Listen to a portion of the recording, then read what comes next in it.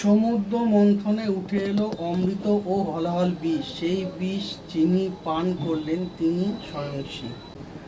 যার চরণে ঠেকালো মাতা দেব অসুর ও সমস্ত জীব, তিনি হলেন হলাহলধারী দেবতাদের দেব, স্বয়ং শিব, স্বয়ং মহাদেব। নমস্কার, আমি অভিজিৎ। আপনারা দেখছেন আপনাদের প্রিয় YouTube channel Radhe Abhijit astrology. তো আজকে শ্রাবণ মাসের একটি ছোট টিপস আপনাদের দেব, বা ছোট একটি পন্থা বলবো, যেটি করলে আপনারা মহাদেবের আশীর্বাদ পাবেন। আমরা প্রত্যেকেই পুজো করি এবং প্রত্যেকেই বলি যে পুজো করলাম, ঠাকুরকে মনস্কামনা বললাম, এটি পূর্ণ হলো না। তো কেন হলো না? তো সেই বিষয়ে আজকে ছোট করে বলবো।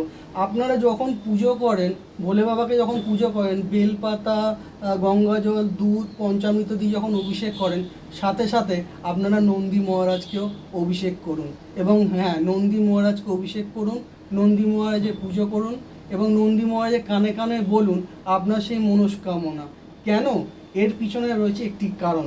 নন্দী মহারাজ এর ওপর খুশি হয়ে ভগবান শিব ঠাকুর তাকে বরদান দিয়েছিলেন যে যদি কোনো মহাদেবের ভক্ত নন্দী মহারাজের কানে কানে যদি তার মনস্কামনা বলে থাকে, ভগবান শিব ঠাকুর স্বয়ং সেটি পূরণ করবেন। তো সুতরাং আপনারা শিব ঠাকুরের যেমন পুজো করছেন, সাথে সাথে নন্দী মহারাজকে পুজো করুন এবং তার কানে কানে বলুন আপনাদের মনের কথা, এবং দেখুন আপনার সেই মনের ইচ্ছা পূরণ হবে হবে হবে। তো করে দেখুন, এটি যখনই পুজো করবেন তখনই এটি করে থাকবেন, দেখবেন আপনাদের মনস্কামনা পূরণ হবেই হবে। নমস্কার।